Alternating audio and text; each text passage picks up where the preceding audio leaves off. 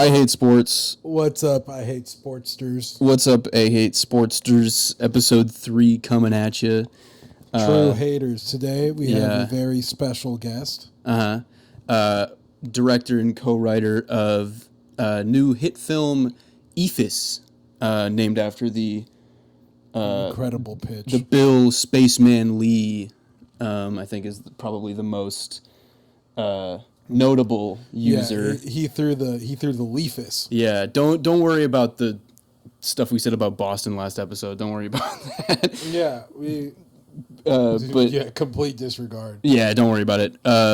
Bill Lee's pretty cool, and so is the movie. We do a little draft of baseball movies with Carson. Yeah, baseball movies that we think portray the sport best, whether it be emotional or like sports wise. Yeah, and it's a fun time. So stick around, check it out. It'll be coming up soon. How did you feel about the draft? Your picks, Carson's picks, my picks. My picks. I do know your picks. I feel good. I got all my picks. Nobody took any of my picks. Yeah, I think I was a little nervous when I was making my selections in my head before we did the draft, and I was kind of trying not to sound like too much of an idiot in front of this filmmaker, and because that's what you want to be when you grow up. It is, and when I grow up, which is not yet, because 24 is only a little bit of an adult, and I still have time to grow. Sorry, little mental. Okay. You just had a fucking existential crisis. Just a little bit. That's crazy. Yeah, in real time. Don't do that. Yeah. No, I feel good about my picks. I picked one mainstream and then a couple. Well, actually, the third one is also kind of mainstream, but for a very different reason. You'll understand that later. But yeah, no, I feel good about my picks. I hadn't seen Carson's picks before. You've only seen Eephus from mine.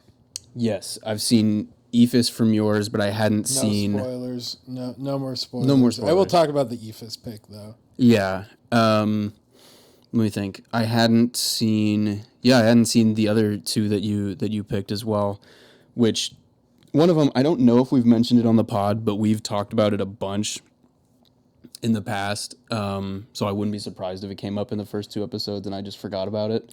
About my second pick? Yeah. Yeah, it comes up. We'll talk about it. Rest in peace, G, baby. No, Carson was very nice. Shout out the Eephus PR team. Shout out Carson for taking time out of their day to offer the podcast. They're doing all of the promotional stuff right now. It's in theaters pretty much nationwide across the U.S. right now, so definitely go check it out. One of my favorite theater experiences lately, simply from like how they use light. Yeah, you'll see it. Go see it. I think in terms of honoring and loving filmmaking as an art, Eephus is one of the best, most inspired films in that regards. Yeah. And it's also clear how much they love baseball and also rec baseball, which is often overlooked in all those glossy, ooh, look, Tom Selleck's a rookie movies, Charlie Sheen. Yeah. Wild Thing. Yeah. So much of and we get into like discussions about where mainstream sports movies kind of go wrong and what inspired Carson to make a movie like Eephus. We go into that more. Yeah. But yeah, in general, it's just like, it's very refreshing in terms of both like, I don't know, a movie to see at the theaters as well as just like a baseball movie in general that just very clearly is made by someone who loves baseball.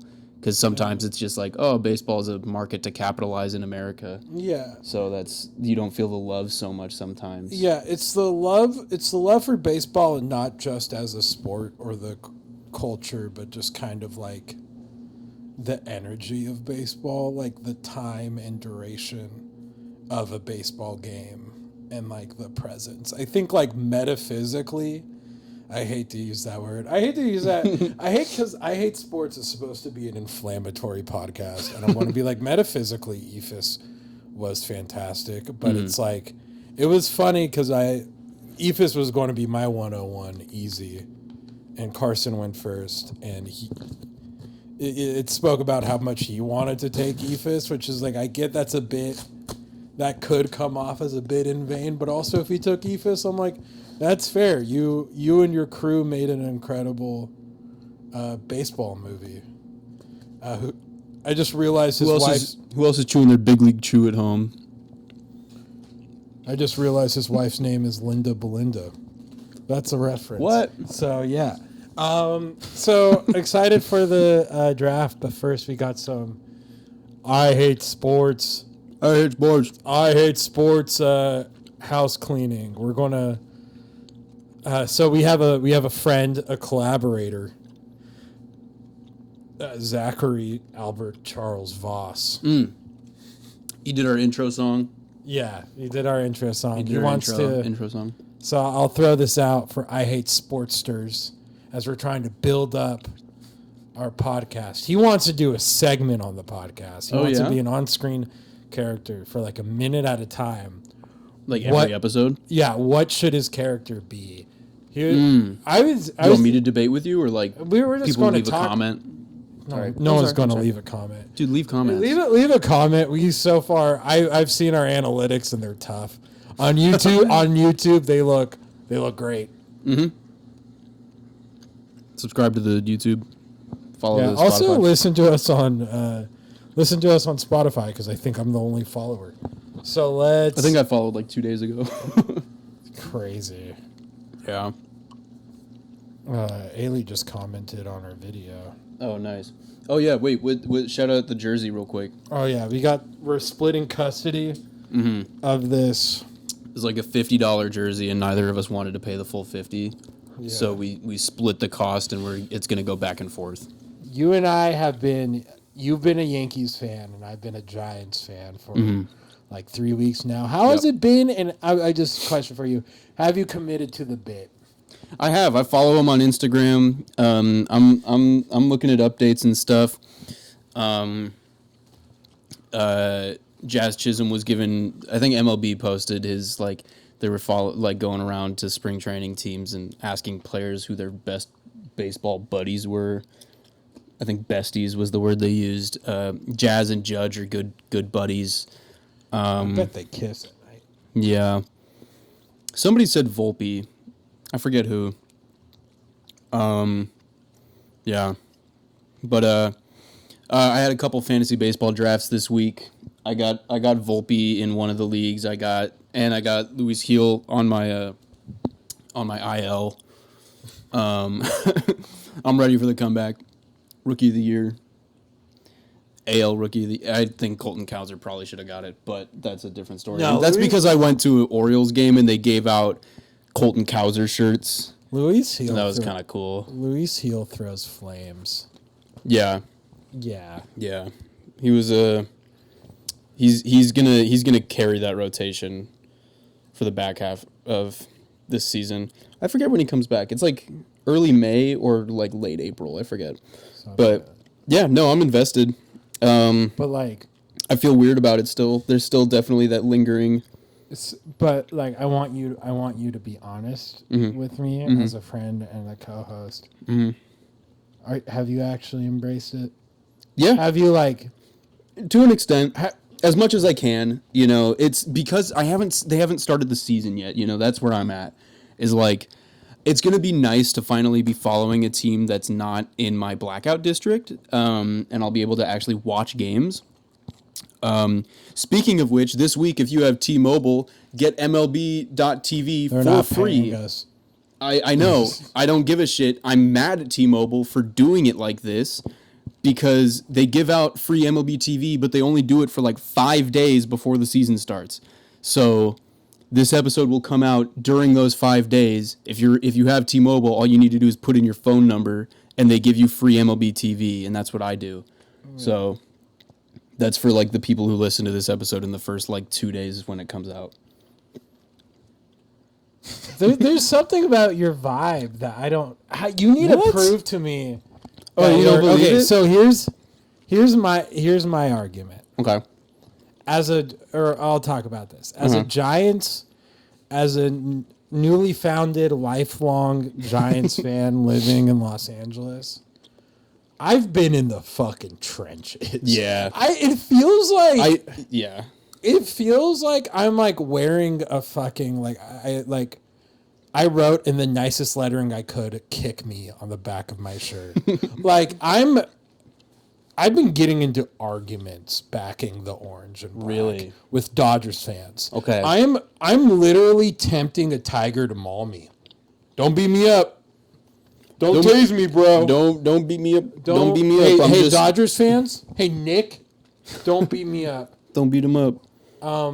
Yeah. I just got this hat in the mail a couple days ago, and you got to get me my jersey.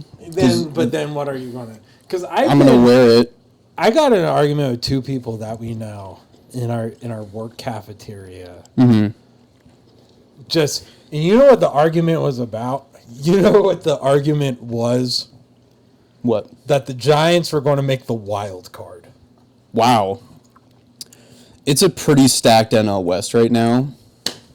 That would be tough. See, you're acting like a Dodgers fan right now. No. I'm trying to be realistic here. I'm trying to be realistic. I mean, either way, they're not getting past the Yankees. They don't need to. Go Yankees. I'm a Yankees fan, by the way. 27 rings. First of all, if we talk about the Giants had a great offseason. They got Willard Adames. They did. They got Adames. They have an incredible core coming back. Mm-hmm. They got good prospects coming up. Yastrzemski, you got JHL. They got Kyle Harrison coming up. He's disgusting. They got Verlander. I think Verlander has a bit of a bounce back year. You know who I think has a really good bounce back year is Camilo Doval. Oh, he still throws 102 with a cutter, and he's got that long ass arm motion.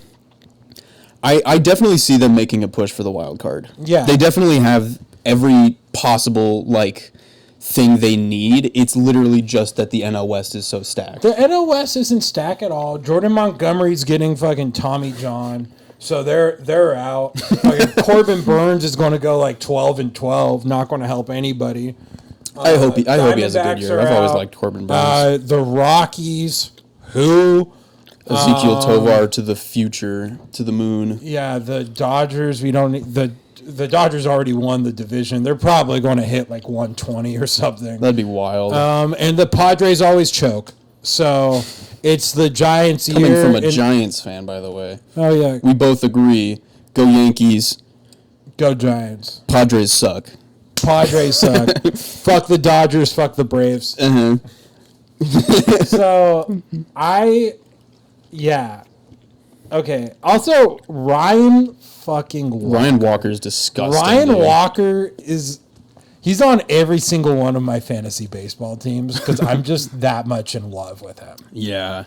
He is such an electric pitcher. They lost Taylor Rogers, the lefty, right? Yeah. But they still have old they still have old ground scraper. Yeah. Yeah. I get it.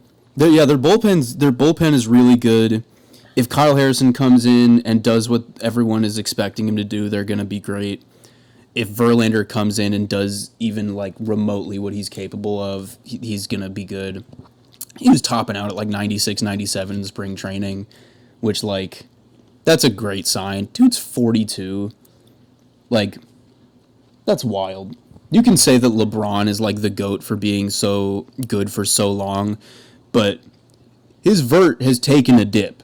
Everyone's noticed. Verlander is still throwing upper 90s at 42. Yeah, whenever he's able to play. I stopped throwing upper 90s always. I stopped throwing upper 80s after 1 year of throwing upper 80s. I hit 88 once. This is a bad argument because Verlander's always out. Never mind. No, he's going to be Verlander's going to win Cy Young, Chris Sale. So I think before we go...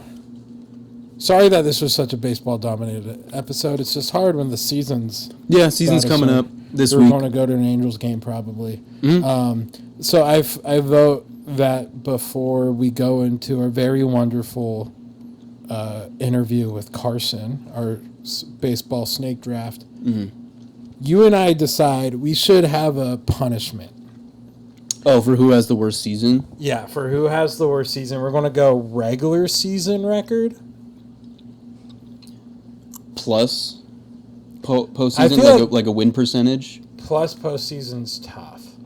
So I feel like whoever makes it farther is the winner. And if they get out even, we'll just figure out a tiebreaker. Yeah. I have a punishment for you. Okay. What do you want to think about a punishment for me? No, give me yours first, so I can kind of gauge where I should be at. So, story time. My punishment for Jake. Can we just shake on this beforehand? Like how I didn't even tell you what it was going to be. It's probably a fucking lick a pizza from a garbage. My punishment. This is New York. New York. So my punishment for you. Is I know someone, his name is Joel Weiss. I work with him occasionally. We work in different departments at the same place. And I had one interaction with him at first.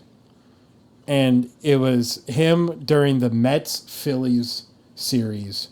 He complained about... I asked him how his day... He asked me how my day was going. I'm like, good, how about you? And he's like, oh, man, I'm stressed. And I can't do a New York accent. He has a very strong New York accent. I got this. Oh, man, I was stressed. Yeah. And so I'm like, why are you stressed? And then he just started going on. He's like, the series is tied. Like, the Mets need to take this one home. Can't lose to the fucking Phillies. Do you want me to do it? Oh, we can't lose to the fucking Phillies. Yeah, and I was like, oh, you're a Mets fan? And then he blew up at me in a very New York way. It's not him blowing up. It's him being nice. And he was just like, he went on, he was like, I'm insulted that you called me a Mets fan. I'm religious about the Mets. And he had this long diatribe, and then I realized two things. One, he's the only worker there who has their full name on the name tag. And I'm like, that's peculiar. So I searched him up. Two, he drops his business cards a lot that have his headshot on it. Joel, that's got to be intentional. Yeah, dude. Joel is so New York. He was in the movie The Warriors.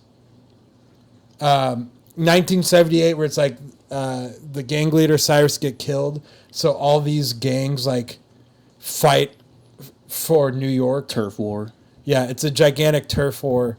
Cult classic movie, and he plays Crowley. You might know him if you have seen The Warriors. You know who he is, and it's mind blowing. And so in The Warriors, side note, if you don't know that one of the rival gangs to Crowley's gang is a gang called Baseball Fury, where they wear like essentially Yankees pinstripes, and they beat each other up with baseball bats, and they wear a bunch of face paint.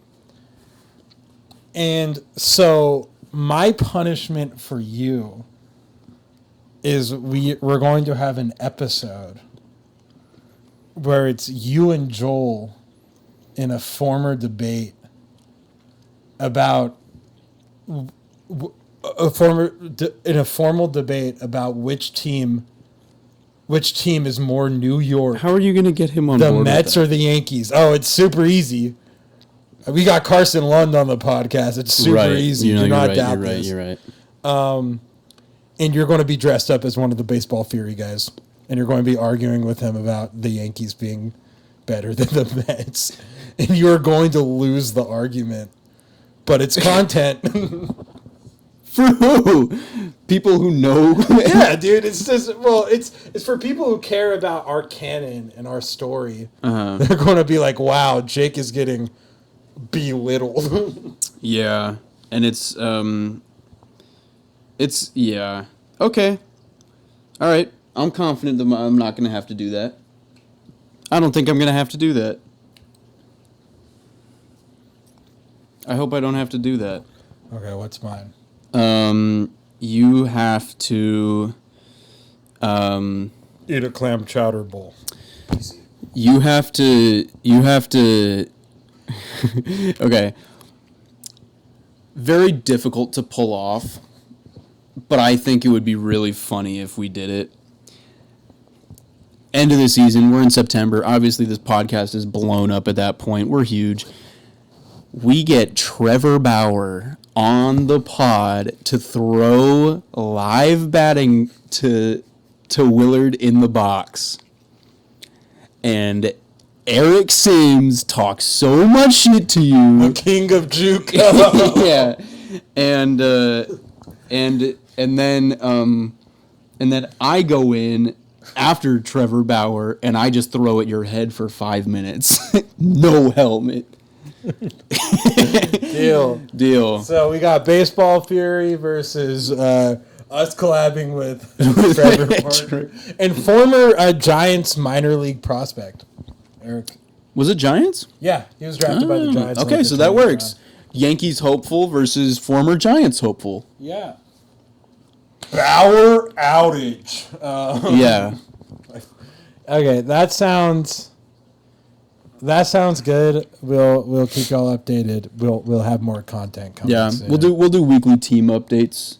Yeah. Even just like little bits of just like, hey, we lost a bunch this week and I don't want to talk about it. Yeah, we'll have a more strict. Those won't happen for me, but as things go on. Yeah. But why do you have to say it like that? Without further ado, this is our baseball movie snake draft with Carson Lund of Eephus. Go check out Eephus, guys. Thank you so much. We hate sports we hate you. Hello. Welcome, I Hate Sports audience and haters. We are currently with Carson Lund, director and co-writer of the new movie Eephus. Carson, how are you doing today? Doing great. How you guys doing? Doing good. Yeah. Doing just jazzy. It's a beautiful day out in Los Angeles, nothing. Beautiful day in Chicago as well. Oh, Nice. Very, very windy, much like its name, but it's sunny and it feels like spring. Oh, that's epic. I love a place that feels like spring. Envious of that. But yeah, so today we are going to be doing a snake draft where we each pick three movies of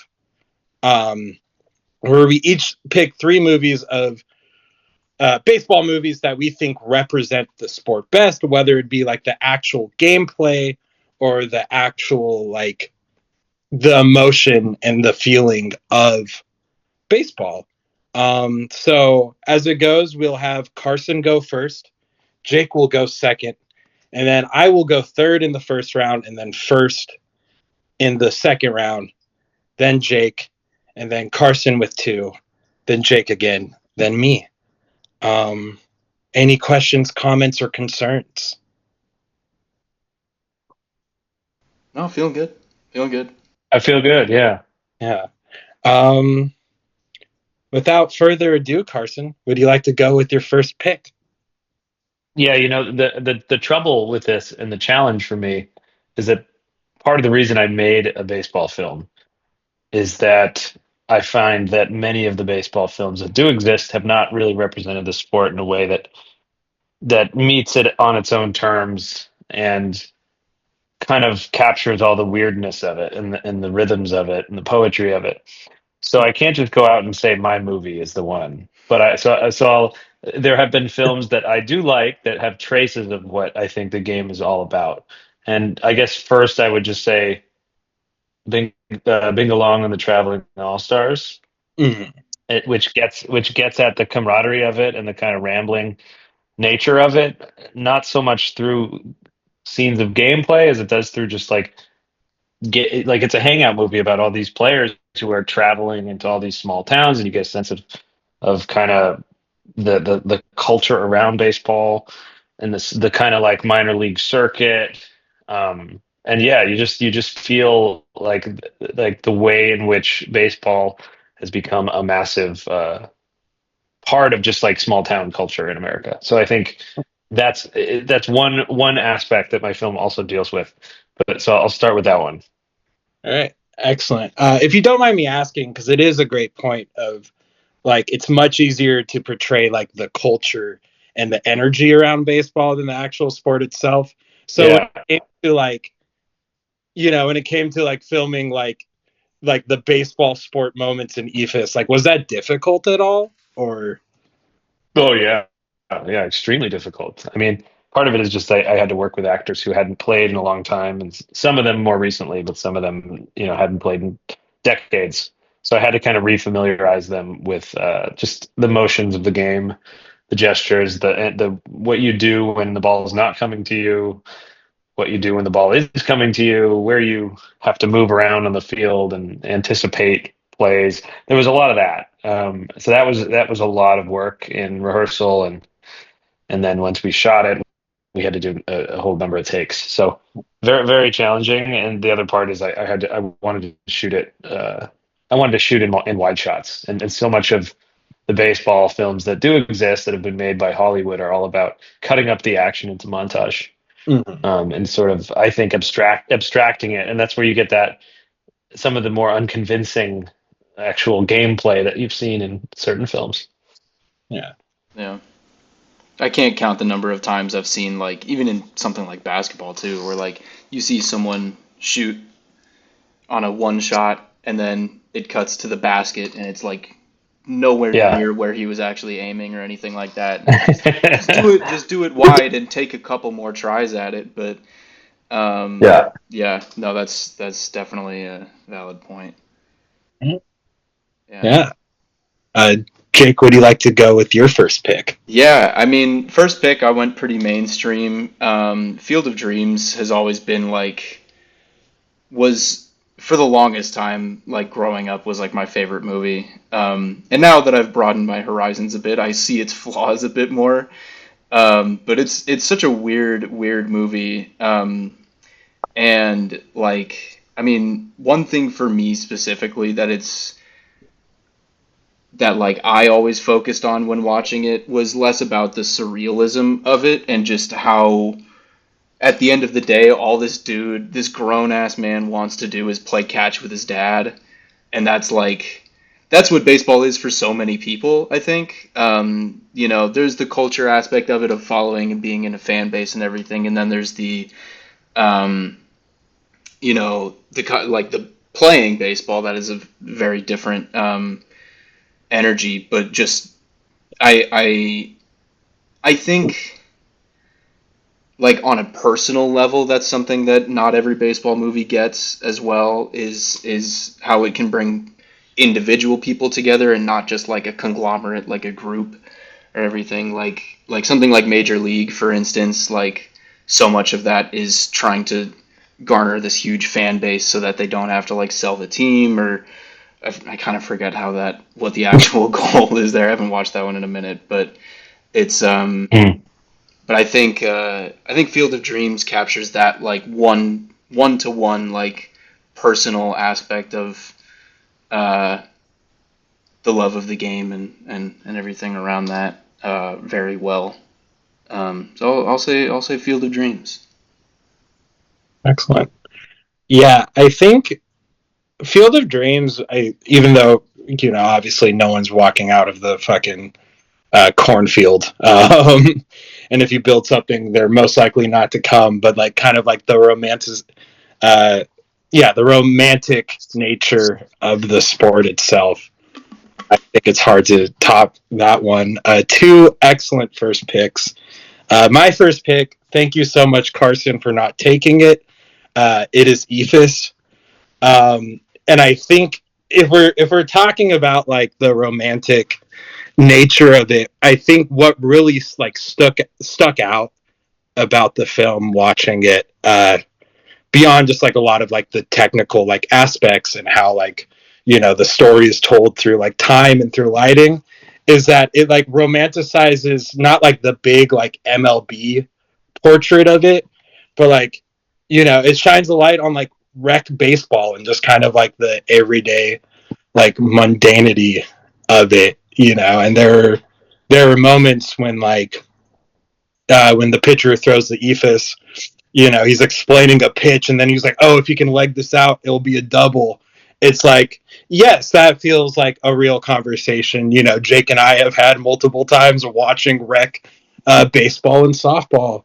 And just kind of the fact that, you know, you and your collaborators decided to portray a movie not through like flashy sports segments, but just kind of like the energy and the environment of it was very touching. So thank you so much for making a movie like that. It's portrayed well.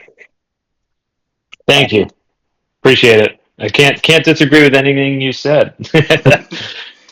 A question I do have is in terms of baseball. I guess you already kind of answered it. Is like, what do you think Eephus portrays best about the sport? You know, I think it's for me what I really wanted to capture, and I think comes across more than any other film because typically a Hollywood film won't want to approach the kind of mundane aspects of the sport because it is not flashy, it's not exciting. But what I wanted to do was to capture that rhythm that is sort of like a push pull between sudden bits of action and like long periods of quote unquote nothing happening. Mm. You know, the big studios don't want to make a movie where nothing happens. They just don't. And I think that's sort of like the poetry of baseball is in it, all that in between stuff, the kind of waiting for something to happen and looking around and having the time to socialize and then suddenly having your attention snap back to reality and the game. So I think what Eephus is attempting to do is to have you sort of like vicariously experience that very particular tempo that happens in baseball more and only happens in baseball. It doesn't happen in other major sports, I would say. It just really privileges that kind of like the downtime, the dead time, and then therefore you can kind of be more present and you can kind of like observe a lot that's happening around you and sort of watch players who may not even be involved in the play and what they're doing. And there's a lot of room to kind of like, yeah, just let your imagination wander. So I think that's what Eephus does that many sports films don't do, and certainly not like the canonical baseball films. Yeah. Yeah. When I look back at Field of Dreams, like that is something I wish. I think specifically they had such a great opportunity to emphasize the importance of field maintenance, and it was all done like in montage very quickly, and then the field's done. And that's something I miss about like high school baseball was I played third base for most of high school, and like I had my own rake and my own broom that I would use on third base, and it was like my baby. And that field was horrible, and I did not do a very good job. But it's something I genuinely look back on when I think about what I miss about baseball. That is something I miss. But yeah, those simple things definitely go under the radar in those bigger projects. That Mm-hmm. yeah, I definitely agree with that. Is there and then sorry, you can go. I was going to say that we also had a grounds crew on the film, which was just Yeah. our entire cast and crew because we had a lot of rain days and we had to sweep up the field to make sure it would look like it looked the previous day. So, Oh God. you know, the grounds crew stuff didn't make it into the movie because we had to simulate one sunny day, Right. but that was certainly a part of the production. So I know what you're talking about. Was that more of a like film crew, like set design grounds crew, or was that like an actual grounds crew for that field that you guys just brought on? No, it was so that field did have its own grounds crew, local people, but they weren't there to help us. They gave us this field for a whole month, and we had to do it all ourselves. So when I say grounds crew, I'm actually referring to our own cast and crew. Right. who were there and so invested in this film that they helped make sure that the field was ready to go. Oh, that's awesome. Yeah. Yeah. And then just going off of Willard's question, is there like something?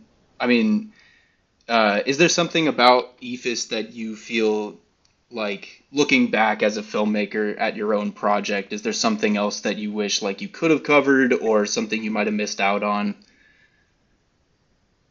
Um, no, I'm pretty happy with what it became. I mean, the only way I could have done anything differently is if I had more money, Mhm. and then that just usually that just creates more problems actually. So um, it would have been nice to have a bit more, and we could have done certain things, mostly just like little technical things, and maybe had a bit more time to execute certain plays. I would have liked that perhaps, but or more time to lay a dolly track where sometimes I had to resort to a steady cam because we needed to just get the shot done and we didn't have time to lay, 30, 40 feet of dolly track. Um, that sort of stuff, time and money is what would have changed it. But creatively, it's exactly the film I wanted to make. So, That's yeah. great to hear. That's awesome. No, that and it definitely shows. I think all the love and intention for it. So yeah, Eephus, proud Thanks. first pick. And then the only movie that makes sense to follow it for some reason is Hardball, um, which is kind of like picking The Blind Side for like a favorite football movie. Uh, yeah, favorite football movies if we were to do that draft ever. Uh, directed by Brian Robbins, Keanu Reeves in Chicago, just coaching inner city kids on how to play baseball. And I think why I chose it and what always comes back to like my mind is like kind of how I felt after watching Eephus is like my big takeaway from walking out is like if you put me in at like the bottom of the ninth in a rec baseball league, I have enough control that I could like save the game in like 7 pitches. This like makes me want to throw a curveball. And with hardball, there a huge motif is a Notorious B.I.G. and how they were like, I love it when you call me Big Papa is like the only song that can make like the main pitcher like throw like 80 miles per hour. Um, like kind of that like I just want to like both hardball and Eephus just want to play it for the love of the sport and also just be like I bet I can do so many cool things even in reality I probably can't but it's inspiration so yeah. So you're saying that him using that song is sort of like an analogy to Troy and Eephus needing to hear everyone describing the pizza toppings. Yeah. That's what gets him excited. That's what gets him pitching well. Yeah. I didn't realize we were making that reference. It's an incredible deep cut to make. Yeah. Yeah. I haven't seen Hardball yet, but Willard has been adamant that I see it. Carson, have you seen Hardball? I probably saw it in like junior high or something. I was pretty young when I saw that, so I don't remember a lick of it. Okay, I don't feel so bad anymore. Willard's given me a lot of shit for that. Um, cool. Well, I'll give my second pick. Now I will say I've only seen part of this movie, but it's it's one of the most just insane movies I've ever seen, and I think it captures a feeling that I think surrounds baseball, and that's Mr. Go, which is I forget when it was. It was like mid 2010s, and it's about it's a Japanese movie about a.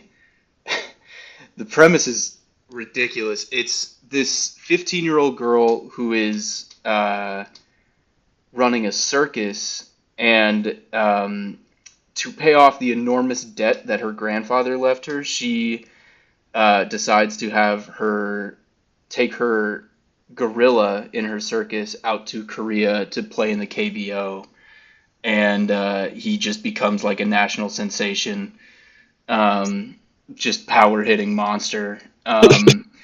and it's it's a weirdly like emotional movie that I think touches on like I don't know. I think it's one of the best versions of like a more mainstream movie. It's like pretty low budget. It's fully live action. The gorilla does not look very good, but it's like it's just a great time, I think. Wow. Yeah. I've never heard of it. Yeah, I'm intrigued. Mr. Go. I think it's free on Tubi right now. Um, if you're interested, if anyone's interested, because it is a wild ride. It's like over 2 hours too. It's like 2 hours and 15 minutes of just watching this girl struggle with debt, and then you just juxtaposing that with a gorilla playing baseball, and it's Mario Super Sluggers. It's I couldn't even begin to understand how you come up with an idea like that, but it feels like baseball is the only setting where something like that can really happen. So I'm throwing that out there. Nice. Okay. I gotta put that one on my list. Mm. I didn't get a second choice, you guys. You steamrolled me. Sorry. Well, we can definitely take our time here. My second choice. I don't know. It's kind of two movies. Do you guys know the work of John Boyce? Yeah. Oh yeah. I don't So know if I do. I'm torn between choosing the history of the Seattle Mariners or Captain Ahab, the story of Dave Steed, which are both long form video essays that live on YouTube. But they're both so similar in certain ways that I think I can kind of include both because I think they're at least as far as I know they're his two longest baseball pieces. The history of the Seattle Mariners is quite self-explanatory. The Captain Ahab, the story of Dave Steve, is about a Blue Jays pitcher named Dave Steve. But the way that John Boyce makes his films is he uses infographics. His pieces are very kind of like extremely obsessive about statistics and historical stat keeping and trying to find sort of hidden narratives within the history of baseball through these stats and the way that he really has pioneered his own style of using After Effects, I think, in terms of the way that his sort of quote unquote camera uh, flies through these infographic landscapes and singles out certain graphs or certain images or headlines to kind of just pick apart little pieces of history that have mostly been forgotten. And I think that these are films that completely embody the brain of the baseball addicted, because and the sports addicted, frankly. But I think like statistics are such a huge backbone of baseball fandom. And you see it in Eephus. Actually, there's a character in Eephus who plays a scorekeeper who brings a stat sheet and keeps score. And I think trying to find meaning in all of this pile up of numbers is, I think, part of what makes baseball so special. Finding meaning in the trivial or the seemingly trivial, and that's what those films are really a testament to. So I think they embody that spirit, and I think they're incredibly poignant, and they find so much emotion in numbers. It's kind of a magic trick how he pulls it off, and they're very long form too. I think Seattle Mariners is several hours, but it's broken up into pieces, and same with the Dave Steed piece. So I would certainly I'd kind of lump those together. Kind of like if Moneyball wasn't such a spectacle and was more actually about just Jonah Hill rambling about numbers. Yeah, exactly. Yeah.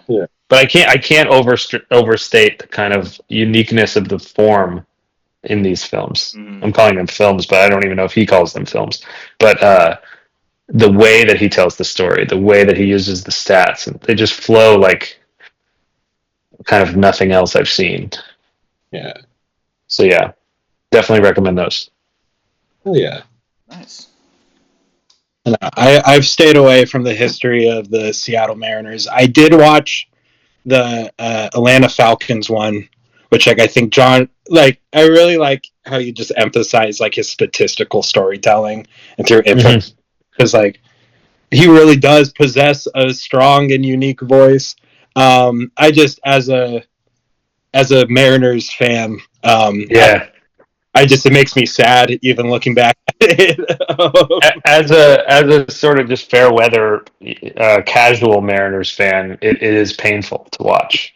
That whole piece is about their just continual failure in the most spectacular ways, and how they continue to just be unable to get to that next level of success. And one of the other things about John Bosch is he just finds all these incredible characters within the history of the game, and these stories that are from local news that haven't been touched upon since they were written, and he's able to dredge up all this crazy material about baseball history that I think again goes to the idea that he's just that he embodies this tendency within baseball fans to dig up all that minutia, Yeah, definitely. Very cool. Well, those are a couple good back-to-back answers. If you want to use both of those, that can be 2 and 3, and then I'll just jump in with my third one, which is Chicken Little. I think as a whole, the movie isn't as focused on baseball, unfortunately. I was trying really hard to think of movies that I have seen even semi-recently that were not just saying Major League, The Natural, the big hits, but genuinely when I look back at Chicken Little, I do remember really enjoying that it's just like this kid who wants to be good at baseball because his dad is good at was good at baseball, and it's just like an important piece of that family. And the movie starts and he sucks at baseball and no one wants to give him a shot, and then goes through all these trials and tribulations, and then by the end of the movie he is still not very good at baseball, but he just gets one chance, and it's Austin Barnes in Game 7 of the World Series, and he's somehow going to get the piece, the hit off Blake Snell that he needs to get to give the team what they need. And then it's just a happy ending with him and his dad, and I think it's important to recognize the little guys too. In baseball, someone needs to lay down a bunt and somehow leg out a home run out of it. So it happens, and I think that not enough baseball movies really like to encapsulate how many errors a team can make in one play. And I think Chicken Little nails that. And then Eephus follows it up. Oh, I had a rec league softball game 2 weeks ago, and they put me at short, and I hadn't played short in a while. I don't have a softball glove. I just use the biggest baseball glove I have, and it's still an infielder's glove because I never played outfield. And I made 6 errors out there in the span of 3 innings. One of the only balls I fielded cleanly, I was at short, runner on second, ball's smoked at me. I get it fully on my heels, and I'm trying to pivot and throw to third, and I just fall straight on my ass, spike it into the dirt, and it just rolls into the dugout. Guy scores. So, yeah, I haven't really played much softball, so I hadn't really thought about how I would need a bigger glove. I'm also an infielder, so I got an 11 and a half. I was using 11 3/4 for softball. Yeah, and there you go. It's not working. If I'm gonna keep playing softball, I need to get a softball glove. But that's a different story. I can talk about how I don't know I'm getting out there. I don't think I've seen Chicken Little. Really? Oh, another one that I gotta add to the list. Yeah. It's such a weird pocket in the middle of all of these kids movies that are trying to tell the exact same story, where it feels like it has a bit more heart, but at the same time, like, it falls into the same traps that a lot of them do, where it's just like gotta have big spectacles and fun laughs and everything. But yeah, well, Yeah, yeah, that's how it goes. I'm reading about it, the synopsis here, because I didn't even realize it was a baseball movie until now. So, Right. way to bring that up. Yeah, yeah, no problem. I think a lot of people forget, but it's in there. Yeah. Well, those are fucking too hard of picks to follow up with. My original third pick was going to be the movie Ed, starring Matt LeBlanc, but Jake got the primate pick. So that's out of the window. My final pick will be City Without Baseball, directed by Scud. It's a movie I found out about very much recently, and it's about the baseball in Hong Kong and an alternate reality where it's a spectatorless sport. So you have the Hong Kong baseball team kind of like um, essentially just playing for the love of it, but also trying to like survive, supporting baseball when in reality it's just so unpopular and no one cares. And it got I believe the official Hong Kong, it got a baseball team from Hong Kong where they all played themselves. There's for some reason a lot of full frontal nudity, which I like bold. I surprise people, be like, yeah, you get a whole baseball team just to show it all. But it's a very intimate love story about caring for people for who they are and with your heart, and not really caring about what other people think. So, yeah, excellent picks, everybody. Thank you so much, Carson, for coming on. It truly means the world. Eephus is incredible, so thank you. Thank you. I didn't know City Without Baseball either. Yeah, highly recommend. Given your work, I think there's a lot that you would appreciate in it. Do you? I have this on my watch list on Letterboxd. I'm realizing, so I am familiar with it, but when you described it, I didn't know that was the premise. Yeah, I am intrigued. Yeah, another banger on Tubi. How it always goes. Don't you have to watch ads on Tubi though? Yeah, man, it's unfortunate, but yeah, this ruins the flow. Yeah. Do you have any final words of promotion before we sign off? I mean, yeah, just like keep an eye out for Eephus. I guess it's coming. It keeps expanding. Actually, this weekend we're entering a whole bunch of new markets around the country. I think we're in over 150 theaters at this point. I prefer that people watch it in a movie theater. It is a big screen experience. So check it out. Eephusfilm.com. You can find tickets, and at some point we'll put out a home video release as well. I guess someone's going to put it on a streamer at some point, but I can't recommend you go watch it on a streamer. You should buy the Blu-ray or go to it in a movie theater. buy the Blu-ray. Absolutely. The Blu-ray is going to be a banger. We're going to have a pack of baseball cards in it for all the players. We're going to have a bunch of behind the scenes, deleted scenes, commentary tracks. It's going to be great. Excellent. I can. Yeah, no, that's for the physical collector. That's fucking sick. Yeah. Hell yeah. Well, thanks so much. I hate sports haters, Carson, Jake. This was sick, and we'll see y'all next time.